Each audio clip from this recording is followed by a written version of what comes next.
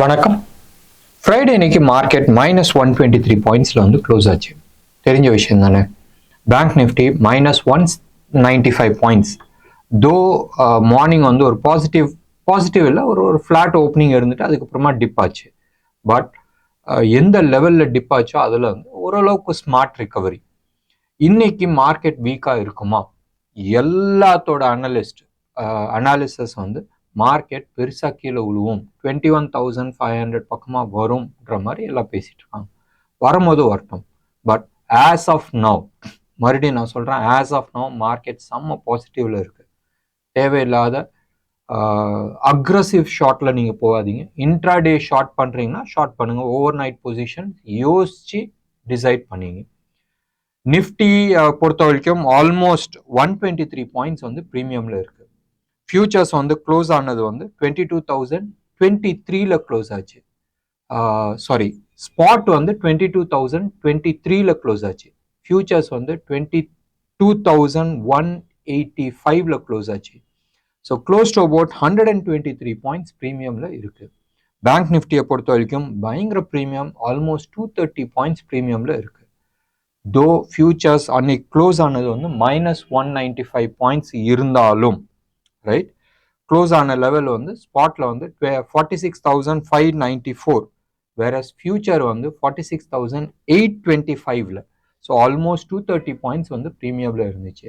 ஞாபகம் வச்சுங்க, மார்க்கெட்ல செம்ம நெகட்டிவிட்டி காட்டியிருக்கு. ஸ்பாட்லயும் ஃபியூச்சர்ஸ்லயும் நீங்க எடுத்து பார்த்தீங்கன்னா ப்ரீமியம் காட்டியிருக்கு. இதே மாதிரி எஃப்ஐஐ டேட்டாஸ் நீங்க எடுத்துக்கிட்டீங்கன்னாலும் சொன்னாலும், எஃப்ஐஐ டேட்டாஸ்ல அன்னைக்கு, அதாவது ஃப்ரைடே அன்னைக்கு close to about 850 crores, 848 crores FIIs வாங்கியிருக்காங்க. டிஐஐஸ் வித்ததும் ரொம்ப கம்மி, 682 crores தான் வித்திருக்கிறாங்க. ஞாபகம் வச்சுங்க, சர்ப்ரைஸ் காத்துட்டு இருக்கு ட்ராப் பண்றதுக்கோசரம். மார்க்கெட்ல ப்ராஃபிட் புக்கிங் நடந்துட்டு இருக்கு. இது சில இன்ஃபர்மேஷன்னால. இன்னைக்கே நீங்க எடுத்து பாருங்களேன், இந்த மியூச்சுவல் ஃபண்ட்ஸ் எல்லாத்துலயுமே எந்த காலகட்டத்திலயும் 50% எனக்கு பணம் வித்ட்ரா பண்ணுன்ற மாதிரி யாரும் க்ரௌட் வரப்படுறதில்ல. என்னதான் பெரிய சுனாமி வந்தாலும் 50% வித்ட்ரால்ன்றது இட் இஸ் ஆல்மோஸ்ட் நான் எக்ஸிஸ்டன்ஸ். லாஸ்ட் 20 இயர்ஸோட ட்ராக் ரெக்கார்டு எடுத்து பார்த்தீங்கன்னா worst scenario it was only about 20-25% தான் புல் பேக் இருந்துச்சு. ஒன்று. ரெண்டாவது, மாசம் எஸ்ஐபி மூலமா உள்ள வர அமௌண்ட் பெரிய amount, close to about 20,000 crores touch ஆயிடுச்சுன்னு வச்சுங்களேன். போன மாசம் ஆல்மோஸ்ட் அபவுட் 18 or 19,000 crores இருந்துச்சு. ஸோ இந்த பணம் எதுவுமே ஷார்ட் டேர்ம் புல் பேக் கிடையாது. ஒன்று. ரெண்டாவது, இந்தியாவுக்குள்ள ஹெவி இன்வெஸ்ட்மெண்ட்ஸ் உள்ள வந்துட்டு இருக்கு. யார் எது வேணா பேசட்டும், இந்த எலக்ட்ரோரல் பாண்ட் அதனால பிஜேபிக்கு ஒரு பின்னடைவு வரும். 22,000 கோடின்றது ஒண்ணுமே பெரிய விஷயம் கிடையாது. இவங்க ஃப்ரீயோ இல்லை இன்னைக்கு டேட் வரைக்கும் எதுவும் பெரிய கரப்ஷன் சார்ஜஸ் கிடையாது. பிஜேபி உள்ள வந்திருக்கிறது டெவலப்மெண்ட் பேசிஸ்ல தான் காட்டிட்டு வெளில வந்திருக்கிறாங்க. ஊர்ல எந்த அளவுக்கு டெவலப்மெண்ட்னால் உலகத்துல இருக்கிற எல்லா நாடுமே பார்த்து பொறாமப்படுற அளவுக்கான speed of development and speed of implementation. So டெஃபினட்டா இது மார்க்கெட்ல ஒரு இம்பேக்ட் இருக்கிறதுக்கான பெரிய சான்சஸ் கிடையாது. மேபி ஒரு கரெக்ஷன்ஸ்க்கான வேற ரீசன்கால இருக்கும், பட் இந்த ரீசன் இருக்காது. ஒன்று. ரெண்டாவது, நான் ஏற்கனவே சொல்லியிருந்தேன், மார்க்கெட்ல ஒரு வோலட்டாலிட்டி வரதுக்கான சான்சஸ் இருக்கு. மறுபடியும் அதுக்கான வீடியோ சாட்டர்டே அன்னைக்கு நான் போட்டிருந்தேன்.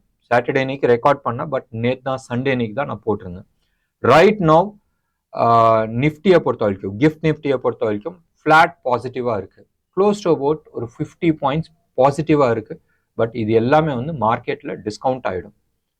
ஃப்ரைடே அன்னைக்கு ஆயில் செக்டர்ஸ் ஆகட்டும், மெயினா ஆயில் செக்டர்ஸ் தான், அதான் பெருசா கீழே விழுந்துச்சு. Mainly because of international crude price increase ஆனதுனால பிபிசிஎல், ஹெச்பிசிஎல், ஐஓசி இவங்களாம் ஆயில் மார்க்கெட்டிங் கம்பெனி, இவங்களுக்குலாம் ஒரு எஃபெக்ட் இருக்குன்றது ஒன்று.